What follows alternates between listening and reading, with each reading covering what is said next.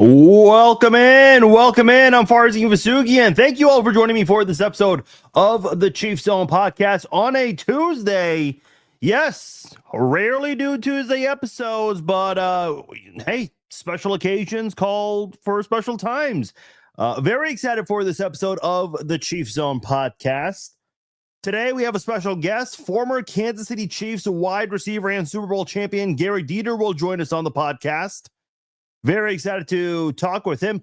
In fact, now that I think about it, I think this is the first time we've ever had someone that's played with this current core group of players with this dynasty on this podcast. So I'm very excited to have Gehrig on the podcast, talk to him, pick his brain about the Super Bowl coming up this week. We'll talk about the referee narrative that's out there that a lot of people are making a big deal about. And I definitely have some thoughts on that before we get to Gehrig. And also talk about his relationship with Patrick Mahomes, how that started, how they became close buddies over the years and all of that good stuff. And let's talk about that time when Mahomes kind of rubbed it in during that Yankees-Royals game, having some fun there. And, of course, Gehrig got the last laugh because the Yankees were the ones who unfortunately won that game. So very excited to talk to Gehrig about all of that stuff and much more. He's also got a company that he's been partnering with, doing some really cool things with. And if you're hosting a Super Bowl party, or if you're just a foodie in general, you want to try some good foods, some good seasoning, things like that, you'll definitely want to hear what Gehrig has going on and the partnership he's got there. So we'll talk about that and much more here on the Chiefs Zone podcast. Appreciate all of you guys joining me live on Facebook and YouTube. Thank you guys for joining me tonight. Once again, it is a Tuesday. Last night, pretty fun podcast. Of course, we reacted to the Super Bowl opening night, the media night event, one of the cooler events in my opinion. And like I said last night, over the years, I've always wondered, when are we going to see the Chiefs be a big part of this spectacle? And now they've done it many times, including a virtual version of it in 2020, technically February of 2021, but that's just the way things work that year. But the Chiefs have been a part of that many, many times. So it's been very cool. Some things that we didn't get a chance to respond to, because I did start the podcast a little early since it was late on a Monday night, had to get the podcast out there before the media event wrapped up. DeAndre Hopkins, he had a very inspiring tweet yesterday morning, and it did transition over to him receiving some praise for something he shared. And I'm trying to pull up the tweet here.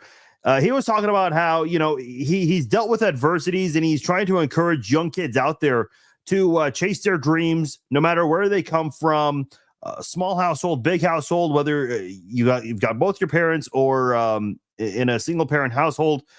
Just an inspiring message like that. And I think a lot of people who are familiar with DeAndre Hopkins know that he's definitely gone through quite a journey to get to his first Super Bowl.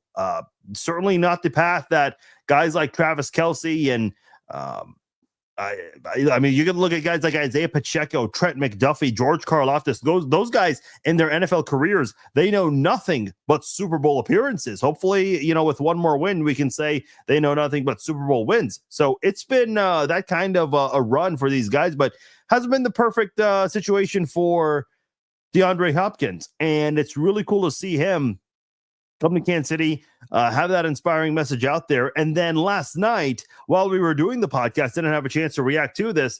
He got a little emotional when he was, because like I said, a lot of people from different media outlets, even still going on throughout the week. I mean, you've got people who are, from the comedy world or from the Food Network. There are people from religious media who are going out asking players about their faith and all those kinds of things. And you get all kinds of different questions out there. DeAndre Hopkins was asked about his outfit that he's going to wear on Sunday. He said that his dad left him a mink jacket when he passed away. And his father, DeAndre Hopkins' father, asked him to wear it either when he got married or made it to his first Super Bowl. And Hopkins mentioned he's not married yet, but he is finally going to play in his first Super Bowl, which is such a cool moment here. And I think it's going to mean a lot to him when he puts on that jacket and gets on the bus, gets off the bus, makes his way to the locker room. I'm sure the media is definitely going to try to get some camera shots of him coming in with that jacket, especially now that it's a story out there, which is really cool. So the fact that, DeAndre Hopkins shared that, because I think a lot of these guys may have similar stories like this that we just don't ever hear about often. And DeAndre Hopkins was willing to open up about that. So that was pretty cool. Certainly excited to see what kind of a performance he'll have. He's been pretty quiet these last couple of games in the playoffs here. Had just one catch last week in the AFC Championship game against Buffalo, and then in the divisional round a couple of weeks ago against Houston, was targeted once, but didn't have a catch here in that game. And you got to get him more involved. Listen, if it turns into a game like the Houston one where they're just leaving the same guy open over and over and over again, I guess you can go with that with whatever they're giving you. Right? I mean, that's sometimes what you got to do as an offense sometimes. Just go with what they're giving you. If they're giving you a wide open star tight end who has the most receptions in NFL postseason history, then yeah, you keep throwing the ball to him. Even if it means not being able to distribute the ball more to Hopkins. Hopefully that's not the case. Well, hopefully it is the case, because in a way, I guess if you're leaving the same guy open over and over again, it just works. And listen, I know statistically speaking, Hopkins has not gotten involved too much, nor has Hollywood Brown in this postseason. Brown a little bit last postseason game. Sometimes I think people don't understand this. When Tyreek Hill was in Kansas City, he had a couple of games where he was quiet, but quiet statistically speaking. Keep in mind, the Chiefs had a phenomenal offense where they had Tyreek Hill and they had Travis Kelce, the most explosive wide receiver in NFL history, and perhaps the greatest, in my opinion, the greatest tight end in NFL history. And you can't double team both of them. You just can't on the defense. But if you focus more on Tyreek Hill, double, sometimes even triple teaming him, well, then that leaves the door open for Travis Kelce. So my point is, you had games where Tyreek Hill didn't thrive statistically, and maybe that drove fantasy owners and bettors crazy, but that didn't mean he didn't do anything. Just because DeAndre Hopkins has only had one catch this entire postseason going into the Super Bowl in the two games the Chiefs have played doesn't mean he's had a bad game, doesn't mean he's done nothing. Matt Nagy even mentioned that whole situation was not by design. That was never the plan. But sometimes guys just serve as decoys, and maybe unintentionally or unexpectedly, however you want to put it there. Keep in mind, I know the Chiefs offensively, they didn't have a great season with their wide receivers. Obviously, Xavier Worthy got better and better as the season went on, but Rashee Rice got hurt early. Hopkins joined midseason, so he had to take a little bit of time learning the offense and the playbook as the season went along. Hollywood Brown obviously missed a lot of time, got injured on the very first preseason snap, and didn't come back until, weeks 15, 16, somewhere around there, 16, I believe it was. So you have those situations there. Now Kansas City has an offense that the opposing defense has to account for everybody now. Travis Kelce, he's old, washed out, blah, blah, blah. Well, he just had the best game a couple of weeks ago of the season, 117 yards. He never had over 100. He had exactly 100 in one game this year. And Joshua's mentioned Noah Gray, get him more involved. Yeah, and again, it just depends what the opposing defense is going to give you there. That definitely plays a role in what to expect, and you got to adjust with the way the defense is going about things. My point is, you've got Hollywood Brown, you got Xavier Worthy, DeAndre Hopkins, Juju Smith-Schuster had a pretty significant game against the Bills in the AFC Championship game. You got those four wide receivers. Justin Watson is the guy that they like to throw to. Got some significant receivers to keep an eye on there if you're the defense. And I'm just talking about wide receivers. Obviously, we mentioned Noah Gray in the comments here. Travis Kelce, can't ever forget about him. The numbers that he's put up, historic numbers all time in postseason history. I mean, at a Jerry Rice level, which is impossible to do. But hey, the Chiefs have been doing a lot of the impossible lately.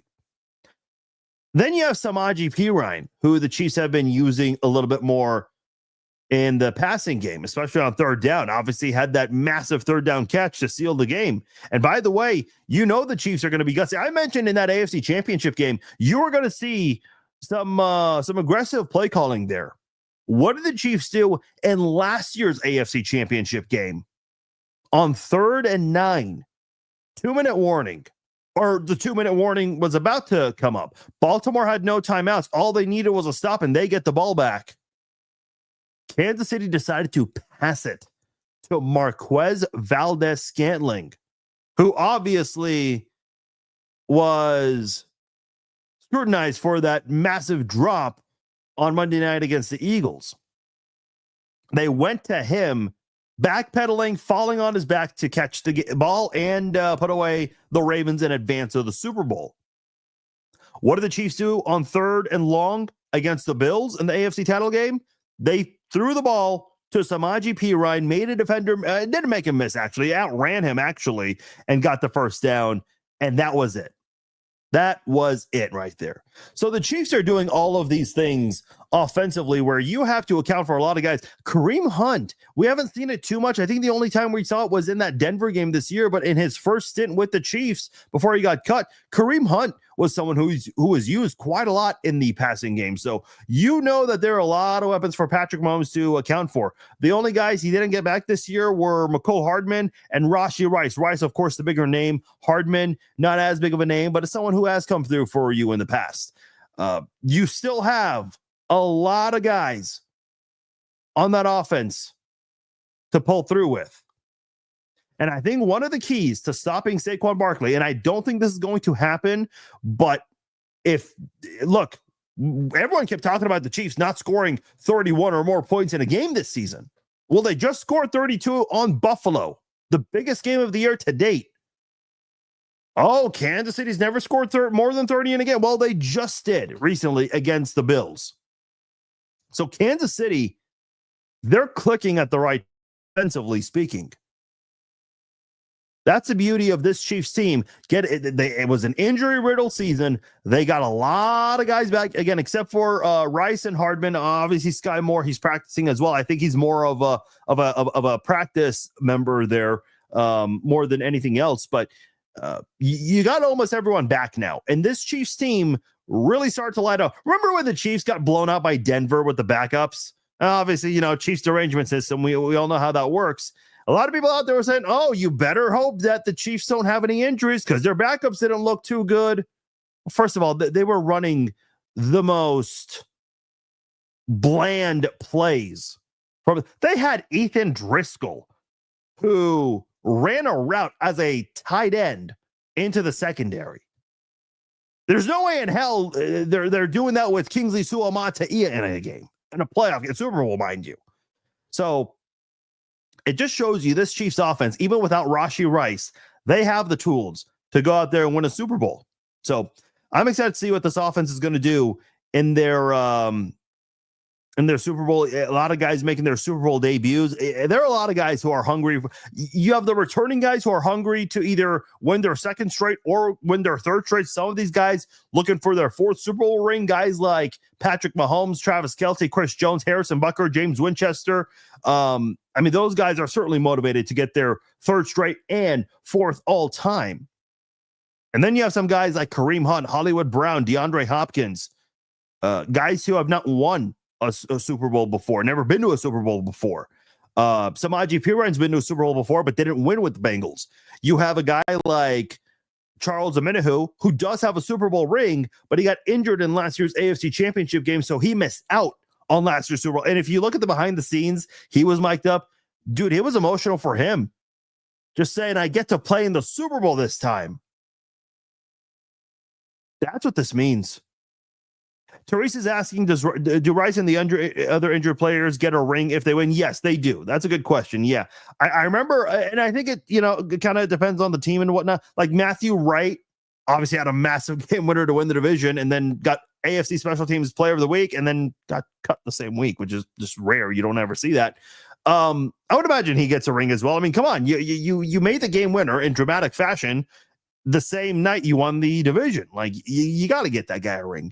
I remember the Kansas City Royals, and I know that it's a completely different sport and system, and I can't remember the name of the player, but in 2016, this Royals player came up from the farm system, and he talked about how he only played one game in the majors in 2015, the year before, but he got a ring, a World Series ring, because that one game was more than enough for him to earn a World Series ring the year the Royals won a World Series. So I don't know. It always depends on the team and how they want to go about things. I would imagine that those other guys certainly that you were asking about, Teresa. Listen, Rice, of course, is getting a ring. McCole Hardman, Sky Moore, those guys, they're all getting a ring for sure. Even the practice squad guys, a guy like Tyquan Thornton, who the Chiefs got from the Patriots practice squad, he hasn't played a game. He's been on the practice squad the entire season since joining the Chiefs, but they'll give him a ring. I mean, he's out there wearing the apparel that all the other players had, that cream white apparel that they had for Super Bowl 59 on media night. So yeah, everyone does get a ring involved with the team for sure. I did want to transition here and talk about the sports betting that's going on here. The American Gaming Association, or the AGA, they are predicting that 1.39, not million, $1.39 billion in bets will be placed for the Super Bowl this Sunday. My first reaction to that, wow, that boycott's working real well. That boycott's going so well right now. Listen, we all know the narrative that the Chiefs, the games are rigged in favor of the Chiefs. And I did a reel a couple of days ago, and I asked people, if you're convinced the game is rigged, why not just put massive amounts of money on the Chiefs money line, because the game's rigged and you'll win? I just got excuses from people why they're not betting. Well, I was like, interesting. And I said, hey, put screenshots below of your bet slips. I want to see them. Just the money line, nothing else, just the money line. And then what do you know? No one did that. And by the way, look at DraftKings here. Look at that. Look right there where it says money line, right in the middle of your screen. 55% of the money line is going towards the Philadelphia Eagles. So people are convinced that the NFL is rigged. They're convinced the referees are helping the Chiefs. Even the referee, the head of the referee association, the director, spoke out today, and I'll get to that in a moment here. Yet 55% of DraftKings bettors are betting on the Eagles money line. What does that tell you? They don't believe what they're saying. So you have, almost $1.4 billion in bets that are going to be placed for the game this Sunday. Yet I'm hearing all week on Twitter about how people are boycotting. No one's boycotting. Nobody's boycotting. Everybody's watching this game. Everybody's watching this game on Sunday. Are people going to complain? Of course they will. And I mentioned the NFL Referees Association Executive Director, Scott Green. He's a former NFL referee. He issued a statement today because it's getting to the point where Clark Hunt, whatever interview he does, he gets asked about this. Roger Goodell was asked about this in his press conference on Monday. Everyone's bringing this up, and it's getting to the point where Scott Green felt like he had to issue a statement. I'm not going to read the entire statement to you, but he did say that that Commissioner Goodell's comments, that it is, quote, ridiculous to presume that the NFL officials are not doing everything possible to make the right call, is spot on. And then they added that it is insulting and preposterous to spread these kinds of narratives out there. And there are a lot of people in the media who are doing that. It's funny because the journalist at the press conference, the Roger Goodell press conference, who's asking this question, he's saying, oh, there are beliefs out there. Not my belief. It's not my belief, Roger. I'm not saying this, Roger. Other people are saying, not me, Roger. It's like, okay, buddy, you don't need to defend yourself. Calm down. We know you're definitely part of that mix. You don't need to suck up to the commissioner and make these comments here. Like, we get it. You believe in that stuff. A lot of people in the media do. It's okay. No one's going to hurt you. But It's like they have to now defend themselves to even ask this question, which is funny to me. He also added that the referees are doing, quote, everything humanly possible to officiate every play correctly. I mean, now you have guy like you have Terrell Owens, who's a Hall of Famer who had a great career, of course, who's now claiming that the NFL is rigged. It's like, okay, all right, T.O. I mean, let's just take advice from a guy who was never able to win the big one. Yeah, let's go to T.O., a guy who's always was a drama player everywhere he went. Let's take advice from that guy. Let's get lectured from him. Ross Tucker put out a video today from his podcast, and he was saying, look, you got to stop with this ref bullshit. You really have to, because it's getting to the point where it's like, listen, do bad plays, bad calls, missed calls, do those things happen? Yes, they happen every single game. It only gets exacerbated when it happens in a big game, in a big stage with a really good team. It happened to the Detroit Lions. They had primetime games in back-to-back weeks, I think. And the narrative blew up with them. Oh, now the refs are rigging it for the Lions, to the point where a couple of Lions fans actually commented on my Facebook page. They're like, oh, we get why Chiefs fans mock this narrative now. It's stupid. And it is. You don't win or lose games on 1, 2, 3 plays. Listen, I said many years ago, and I know a lot of you guys remember this because I got crucified by Chiefs fans for this.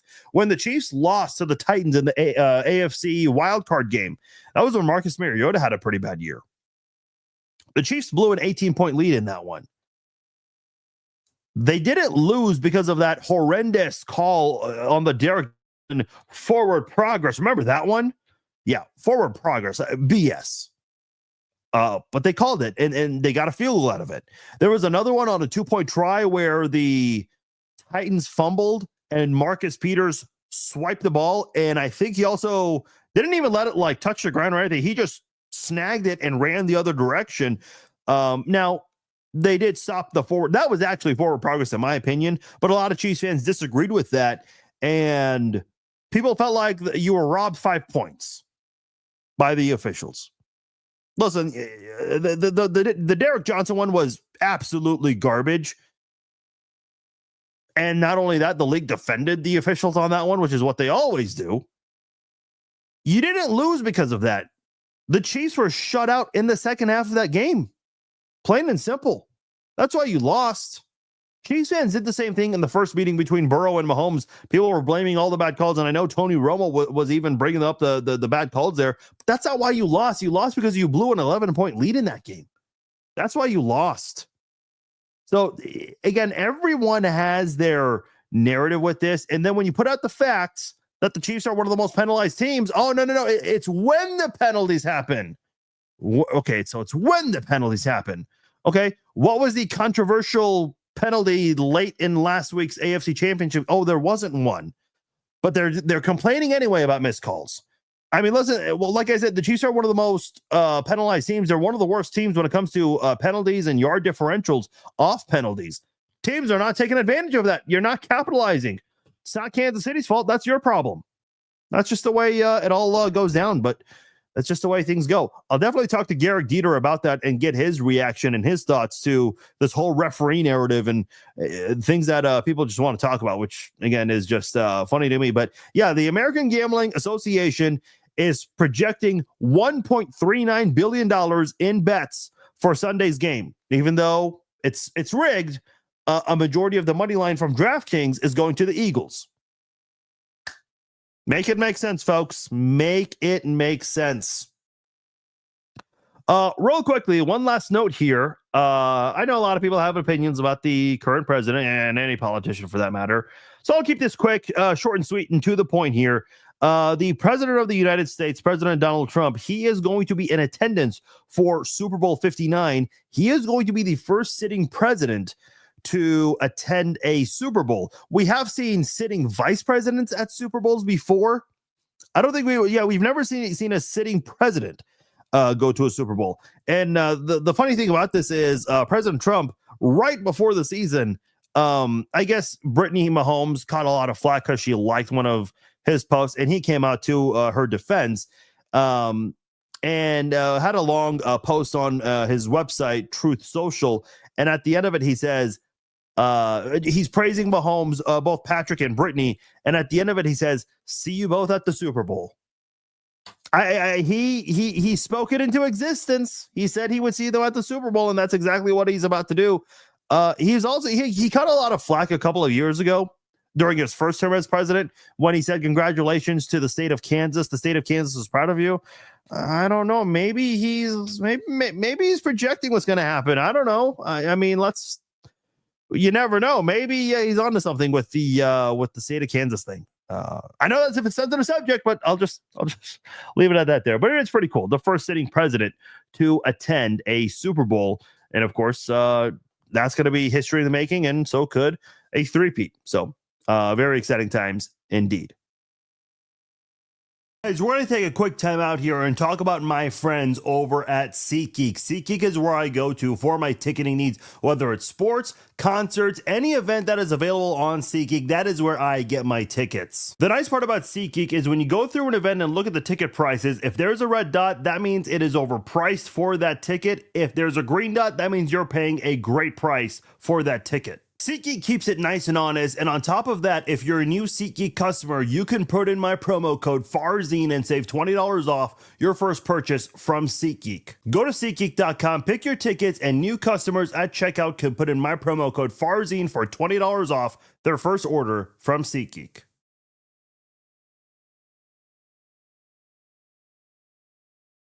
All right, welcome back into the Chiefs Zone podcast. Farzin Vasugian here with you guys. As promised, very excited to have on our guest tonight, former Kansas City Chiefs wide receiver and Super Bowl champion with the Chiefs, part of the Super Bowl 54 team. He's very generous to give us some of his time here on the podcast, knows this current team very well inside and out. Excited to talk to Gehrig Dieter, former Chiefs wide receiver. Gehrig, it is an honor to have you on the podcast. Thank you so much for giving us some time here. How are you doing today, sir?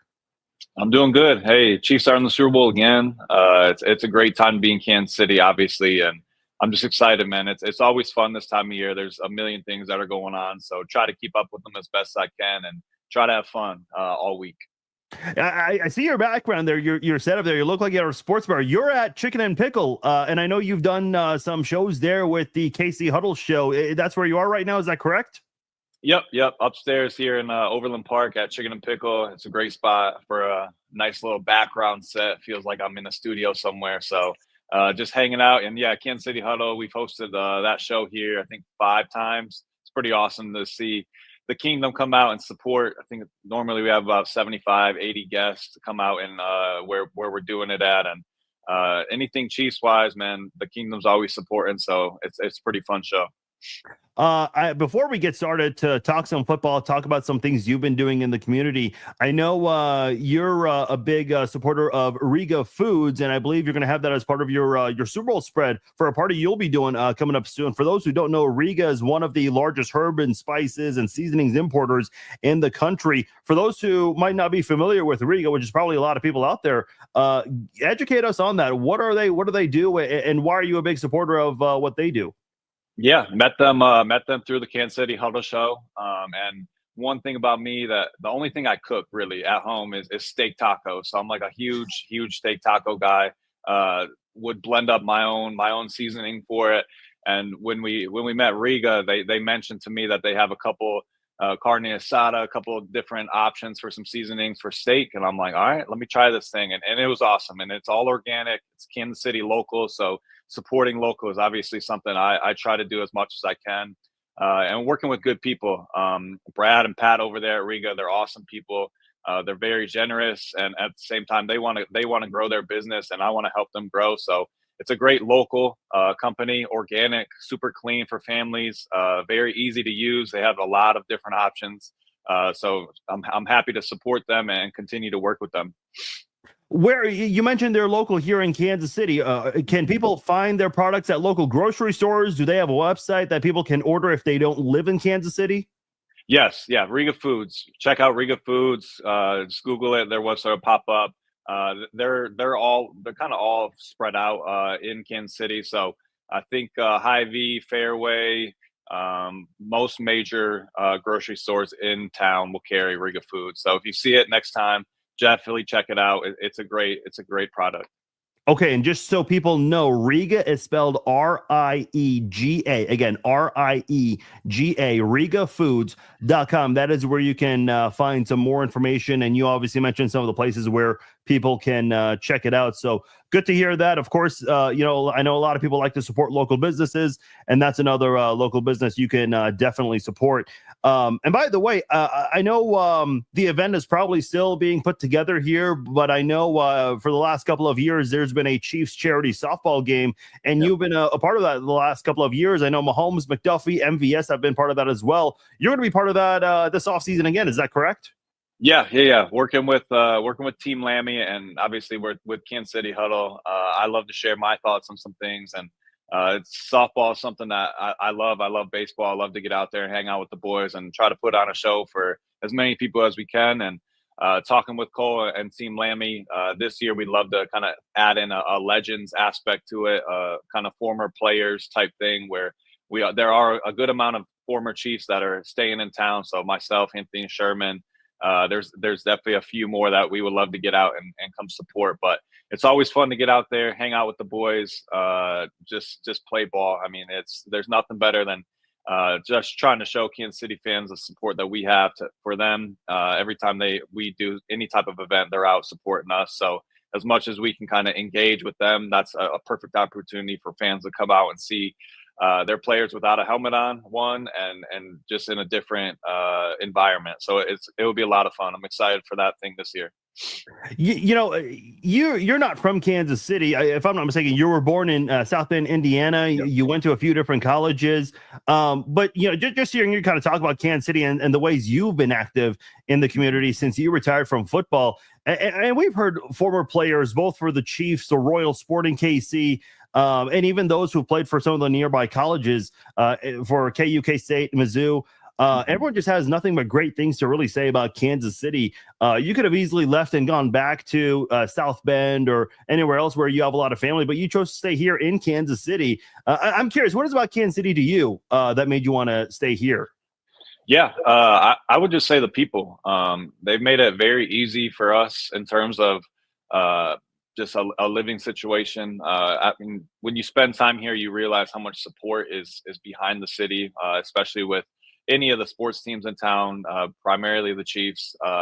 They've given me a lot of opportunities outside of football to be successful in life, and we just felt like it was a great spot to sit down and just kind of see what's next. I mean, we were in no rush to leave the town. It wasn't anything like that. So for us, anything I've done, Chiefs fans, people of Kansas City have supported. So that speaks volumes. I know when people get out of football, they don't necessarily have a set plan on what they want to do, and I would say I really didn't either. But the people of Kansas City have made that transition for me a lot easier. Finding a couple friends in town, people that you can rely on to hang out, talk to, do random things in Kansas City. But just the connections in town, it's a hard place to leave, and it's a great spot to raise a family. There's a million different things. I have 3 daughters, so there's a million different things here out south to do, and we try to take advantage of all those things.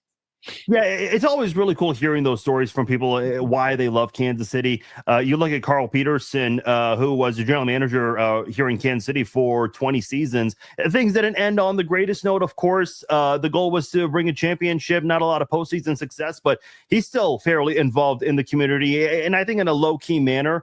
But he's always out there for the parades. He's always out there supporting the team, so it's always really cool. Damon Hayward, who also spent some time here in Kansas City, he said he and his wife, I mean, they were very close to picking to stay in Kansas City, so but wanted to go back home to be close to family, which is understandable. So it is really cool. A lot of people, I think, outside of Kansas City don't understand how great of a city this is, and I can't remember who it was. I think there was a former assistant coach for Mizzou that was on A10, and I know you do a lot of appearances on A10 as well.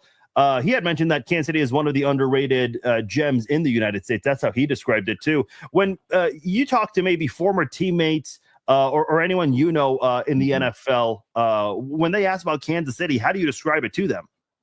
I mean, kind of just like you mentioned it. It's a hidden gem. There is a lot to do.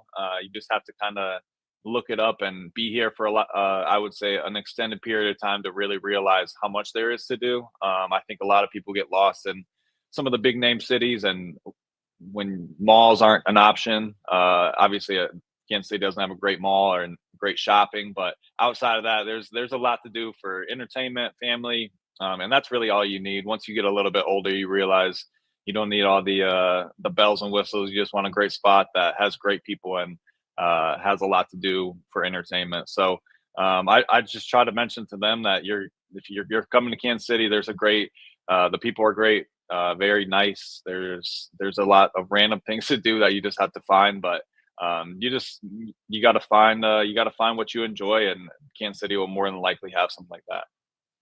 Gary, I do want to transition over to this football team, obviously getting ready for the Super Bowl. We talked about that a little bit earlier on here. Listen, you know a lot of those guys, and I know there are some guys there that you didn't get a chance to play with. I don't know if you had a chance to maybe meet them whenever they've had some downtime, guys like Hollywood Brown, DeAndre Hopkins, Xavier Worthy, but you're very close to Patrick Mahomes, Travis Kelce, you know very well. You played under Andy Reid. I'm just curious, what do you make of this team, specifically on offense, and what they've done and how they've been able to overcome a lot of things, this year being the injuries? Yeah, I think you hit it right there. This year was definitely injury plague for the receiver standpoint.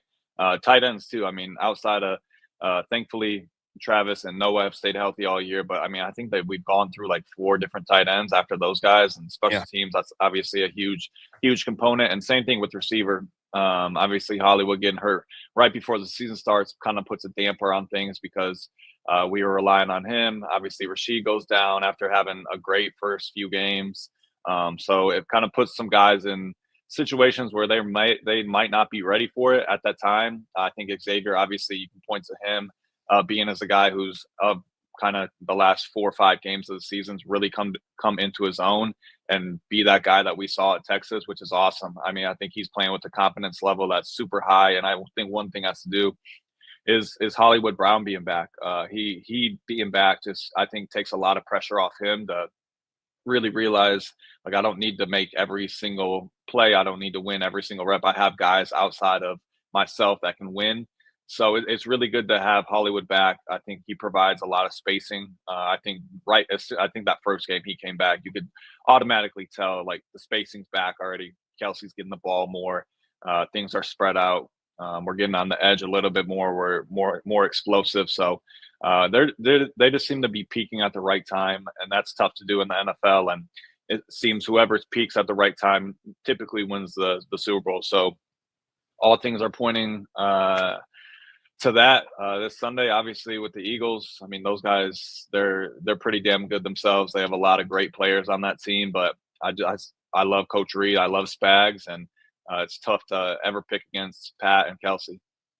Yeah, I mean, this is just remarkable here because when the Chiefs traded Tyreek Hill, there was all the narrative of, oh, this team is they're gonna struggle. Kelsey's gonna be double covered all the time.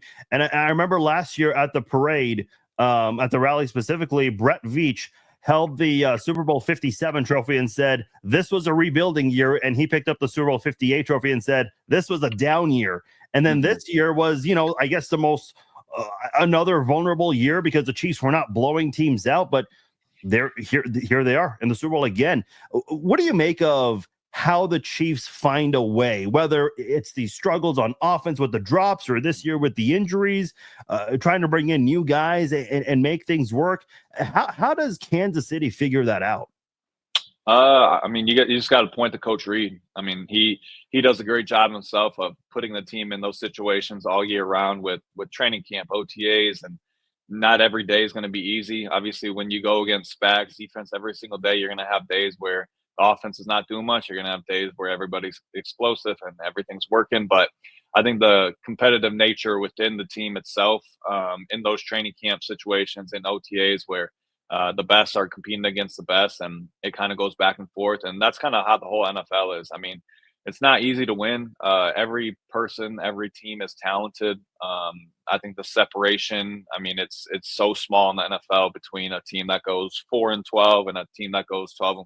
I mean, it's literally it's a coin flip half the time. And for the Chiefs to kind of win all of those games, that speaks volumes to Coach Reid and situational football. I mean, I think those guys are well versed in every single situation that could possibly come up in a game. If it's a special teams play that needs to be had, Tobe has those guys ready. If it's an offensive guy, Coach Reed has them ready. If it's defense, Spags has those guys ready, as you saw last week.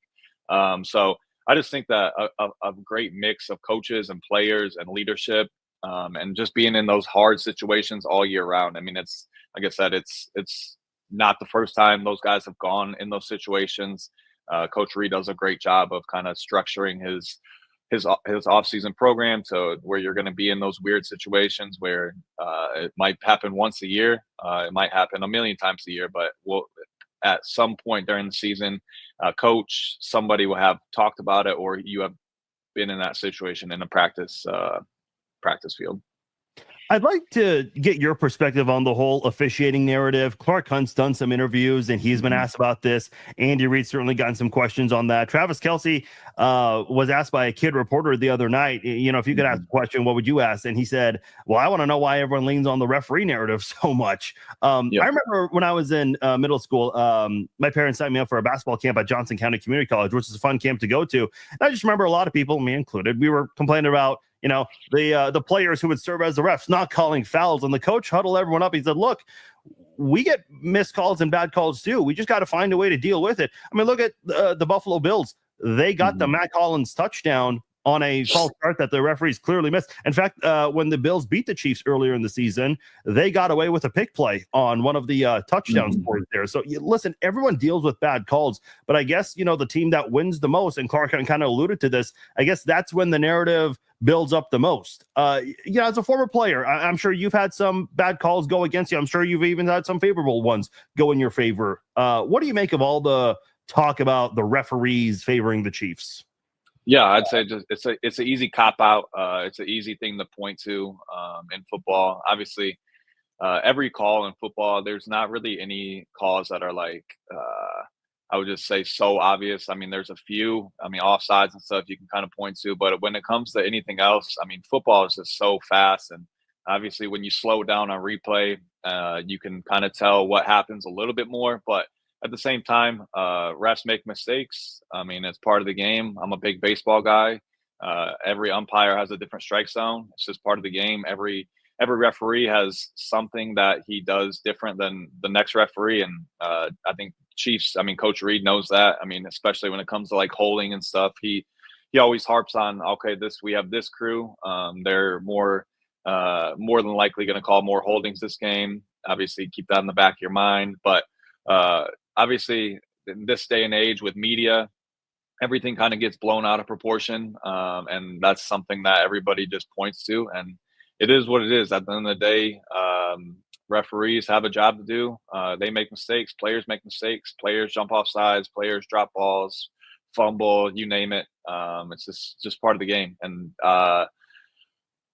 obviously, when you're, like I said, when you're winning, it just seems that light shines a little bit brighter on the team that is winning, and when they get some favorable calls, and that's just part of it. I mean, I remember the AFC Championship that I was part of in 2018, the offsides of D Ford, and then the roughing the passer on Tom Brady. I mean, you live with you live with it when he barely touched his helmet.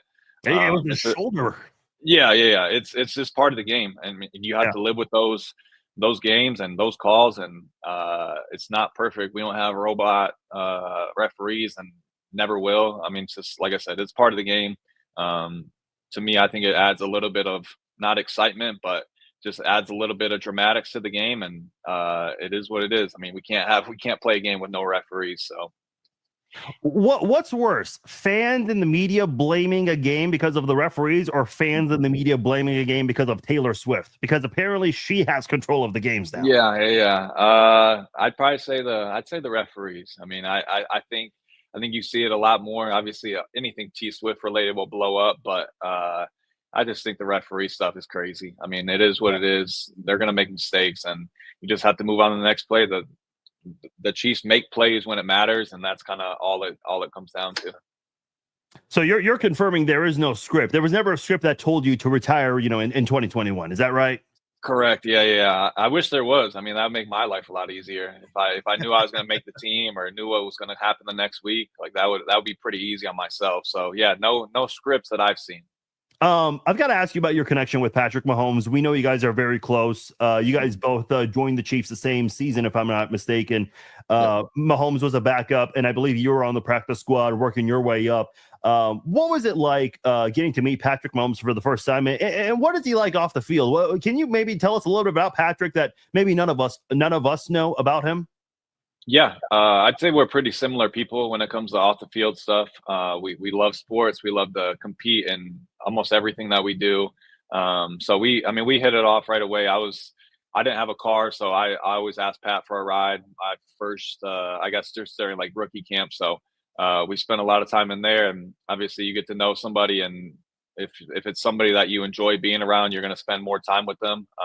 Just felt like one of my boys that I grew up with. So we did everything in town. We would play every sport, do talk about. I mean, he loves baseball. He loves all the other sports, and that's kind of what I love. So it was easy to have a connection with him. And I mean, he's a great guy. Him and Trav and all my teammates that I had, Tyreek, Sherm, Winchester's. I mean, I can go down the list of great guys, and I think that's something that we'll probably hit on here soon with Coach Reed and culture. But he's just a great guy. I mean, he's somebody that enjoys being around his friends. He's got all his same friends from high school and the same friends that he grew up with, and I think that kind of speaks volumes to the person he is. That keeps those relationships if it's somebody that he enjoys being around. So. Yeah, I'm still tight with him and Kels and all the boys, Coach Reed and all the coaches I'm a big fan of. So, yeah, all great people here in Kansas City. You guys were at that Royals Yankees playoff game, Yeah. and you gained a lot of fame from that. I guess the Royals scored 2 runs. I can't remember exactly what it was, and Mahomes got in your face a little bit. Yeah. You were ready to do some karate moves, but you obviously the Yankees got the last laugh. Did you return the favor and rub it back in his face? Yeah, I mean, I'm a big trash talker. Obviously, I think the Royals had their like first hit of the game, and they scored a run off of it. So the K was rocking. I mean, it was a really cool atmosphere to be in. I've heard about all the great things with Kansas City baseball. Haven't got to experience it until this past year. And obviously, I'm a huge Yankees guy, so Yeah. I was on the good side of things. But just seeing that environment with Kansas City sports fans, it was something awesome. I mean, I've gone plenty of Royals games in my 8 years here, but that was quite the experience, just kind of seeing playoff baseball, pitch by pitch, the pressure that's on those guys, and how I would just say the anxiety level of all the fans, where you don't know what's going to happen. And when something like that happens, obviously Pat was pretty excited, and yeah, got in my face. I almost had to give him that quick little 2-piece, but decided to lay off and just kind of let the game be played. And the Yanks obviously handle business, and obviously they had a little bit of a rough patch for the World Series, but it is what it is. By the way, I don't know if you know this, and maybe you do, but because of the Chiefs, just recently won the AFC Championship and going to yet another Super Bowl. The video, I think it was Patrick's wife, Brittany, who filmed this. That video ESPN shared of you and your wife having your first dance at your wedding, and Patrick and Travis are just in the background being silly. That went viral again. Were you aware of that? Yeah, I saw it. I see almost everything on social media. I'm pretty up to date, but yeah, it was a good moment. I think that was my second year here in Kansas City. So yeah, I invited some of my closer friends out to Cleveland, where my wife is from. And yeah, had a blast at the wedding, and those guys obviously were having some fun watching Meg and myself have a little dance.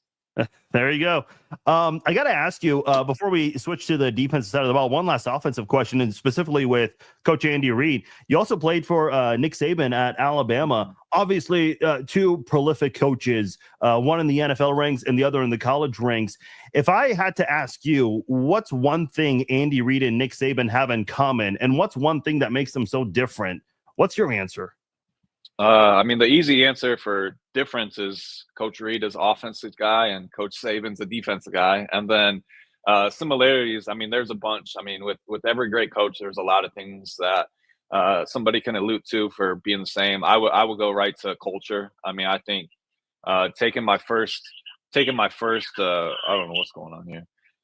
Taking my first just day at Alabama, you realize there's a million 5-star, 4-star players in that locker room, in those meeting rooms, and just the just the culture that Coach Saban can bring and get those guys to buy in. That was one thing that stood out to me right away, because you don't really see that in a lot of spots. I mean, there's so many egos in football, and for somebody like Coach Saban that can get all those guys to believe in one message, to believe in one thing, and that's kind of why Alabama had success for so long, is because he's getting the best players, the most talent, and they all buy into one thing. And I think you obviously look at Coach Reed and what he's done over the last, really since he's been in Kansas City.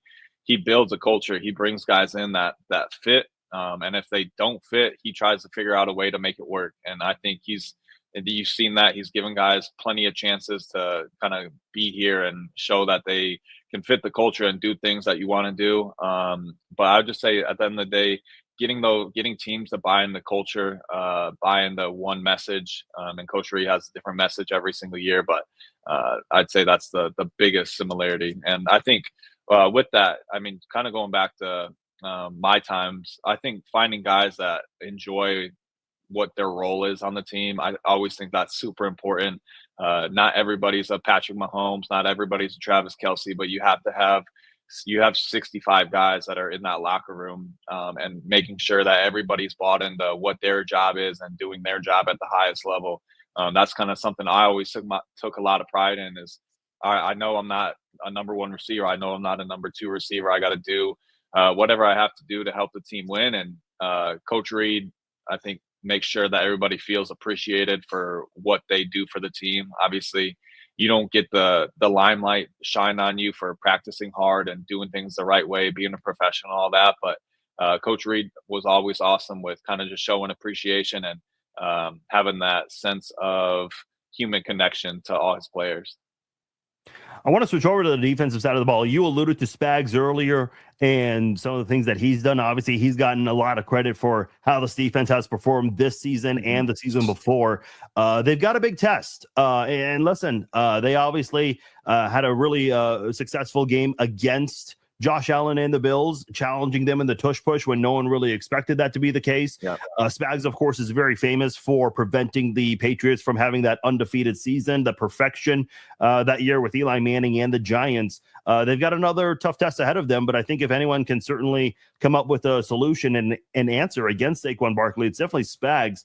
From your perspective, what do you think the Chiefs need to do to maybe not stop Saquon, but at least not let him go off and have a big game?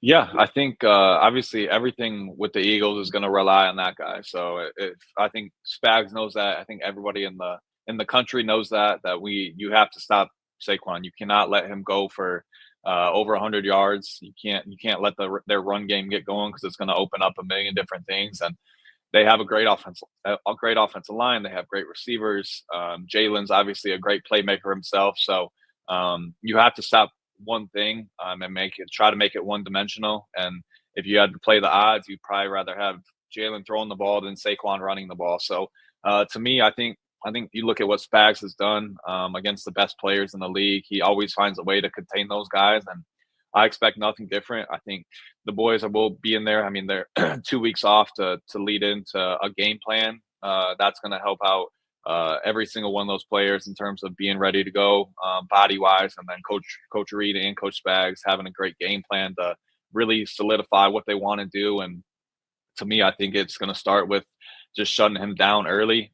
He's an explosive player. He's going to break one off probably, but you can't let him be consistent getting 7-8 yards a carry and just trying to milk the clock type thing. You can't let them have time of possession. You got to really hone in on that type of thing in these games.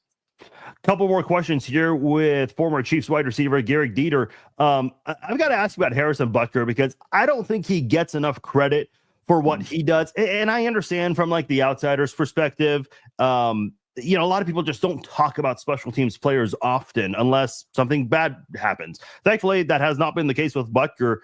He's 11 of 11. He's never missed a fourth quarter field goal in the postseason. They mentioned that on the broadcast a couple of weeks ago. He's always delivered whenever you need to tie or to win a game. And I don't care how short that field goal is. I mean, the amount of pressure you're carrying in that moment is huge there. Harrison's always delivered here. I don't think it's really out of the realm of possibilities that he has another game-winning field goal, because that's just what he's done so much for this team in the postseason. What do you make of Harrison Butker and the success he's had for the Chiefs? Yeah, Bucker's he's a true professional. I mean, him and Winchester obviously being there together for the last I think, what is this, Pat's eighth year, ninth? His 8th year, yeah. Yeah, so Bucker was the same time. Yep. So being together with that core of special teams, obviously the holder always changes, but having a long snapper and having a kicker that can kind of perfect that aspect of the game. And like I said, Bucker's a true professional. He takes every day serious. He's got a crazy routine where he's eating the same amount of food every day. He's doing everything the same every single week. He builds those habits, and he's the guy that obviously I think with preparation becomes success, and I think he's a true example of that. He's obviously shined in those biggest moments, and obviously he had a little bit of an injury this year, so he hasn't looked as explosive as a kicker. And normally you don't throw that word out with kickers, but he's an explosive kicker, and I'm hoping that kind of with this extended time off, he gets a little bit of rest on that leg. And there obviously it's inside, so I mean with Bucker, 65, 70-yard field goals are always a possibility, and when you don't have outside conditions, and he's very capable of that. And like I said, he's just a true professional. I've got to ask you real quickly, because I forgot to bring this up, but the stats are out there about how Mahomes is 14-0 in indoor stadiums, or whenever the roof is closed. They lost in Indy a couple of years ago, but the roof was open, so statistically he's undefeated indoors still. And he's also 8-0 against Vic Fangio. Do coaches and players, is that ever mentioned or brought up behind closed doors? I think you're aware of it. I think you're aware of all those stats that are out there, but it's not something that there's like a huge emphasis on, in my opinion. I know for the Chiefs, they probably practice inside all week just because they're playing inside. But at the end of the day, they'll always say, I mean, no matter where we're playing, what the conditions are, we're going to be ready to go. And thankfully, that's been pretty successful for Pat and Coach Reed over the last 8 years. Is they can line it up in a parking lot, they can line it up on a baseball diamond. It doesn't matter. They're probably going to win the game. So it is good to have that stat out there for sports bettors. I'd say that's probably a pretty important thing for something like that. But yeah, I mean, you can kind of pull out any stat book, any win-loss. He's probably going to have a very favorable outcome on that. One last Chiefs-related question I wanted to ask you regarding Brett Veach, because you've mentioned, the last few years in the Mahomes era, Brett Veach has made some very difficult decisions, and the Chiefs have drafted so well, so this is a great problem to have, but they have made the difficult decisions of trading away Tyreek Hill, trading away L'Jarius Sneed, letting guys like Tyrann Mathieu walk, which are never easy decisions here and certainly are big losses. But we keep seeing the Chiefs back in this position. I know the big stat out there is that the Chiefs keep getting back to the Super Bowl every year since they've traded Tyreek Hill. Not a knock on Tyreek, but that's just, to show how great the Chiefs have done over the years. What do you make of the decisions Veach has made and still building a roster good enough to keep getting back to this point? When you have Pat Mahomes and Travis Kelce and Chris Jones, you can kind of fill and play the rest of the positions on the football field. I do think, obviously, you can probably, this is no knock on Kels, but if you have a quarterback and a dominant interior defensive lineman, Aaron Donald type guy on that side of the ball, those to me are the two most important positions in football. Obviously, quarterback being the most position in all of sports. And then if you have a guy that can just disrupt every single play on the inside, on the defensive line, it's going to make everybody's job easier. And no matter kind of who you plug and play, they're going to be successful as long as those pieces are consistent. And I think credit to Veach over the last like 3-4 years, those drafts have been incredible, especially on the defensive side of the ball. Just the guys that Spags can get his hands on, and the more that they can do, the better they're going to be. So I think you see that with a lot of guys. Versatility is kind of the number one thing with Spags on the defensive backside. If you're going to be successful in his defense, you're going to need to be able to play every position. You're going to be able to tackle everything. So it's been fun to see those guys step up. And like you said, it's never easy to let go Hall of Fame type players like Tyreek, Tyrann, that are here every day, that do things the right way. They're professional, and obviously they're some of the most talented guys in the league. And It's just part of the game. And I think Beach has done a great job, like you mentioned, of finding pieces that you're not going to find a Tyreek Hill on any other team that can play every position, that can take a 5-yard slant to the house every single play. But you just have to find pieces that fit Coach Reed, and Coach Reed does a great job with his staff on when he gets those players, finds their strengths, finds their weaknesses, and puts them in great situations. I think you can kind of look at Xavier the last 5 games of the season, really finding what his strengths are as a receiver, and just kind of playing the game like that. Last thing before we get out of here, in case anyone got into the live stream a little late, I just wanted to give you one more opportunity to put out Rega Foods. Rega is spelled RIEGA foods.com. They have a lot of great stuff. One of the top herb and spice importers in the country, seasonings as well. So go ahead and give them one last shout out before we get out of here. Yeah, Riga Foods, man. Spices and seasonings. I'm excited. Super Bowl Sunday, get the steak tacos going again with one of their carne asada seasonings. It makes life a lot easier when you have organic stuff. And I'm a big time clean eater, and love to support local businesses. So Riga's a Kansas City local business.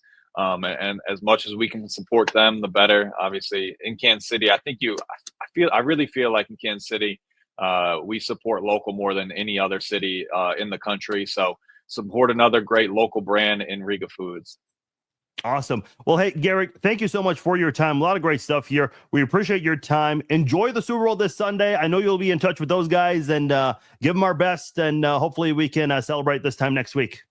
Absolutely, man. Go Chiefs. All right. Appreciate it, Gehrig. Thank you. Take care. That is Gehrig Dieter, former Chiefs wide receiver, joining us here on the Chiefs Zone podcast. Big thanks to him giving us some of his time here on the show. Appreciate all of you guys tuning into this episode of the Chiefs Zone podcast. If you guys enjoyed any part of this podcast, please let a friend know, share the links, like the podcast links. Those certainly help as well. Follow us on Facebook, YouTube. That is where we do the show live.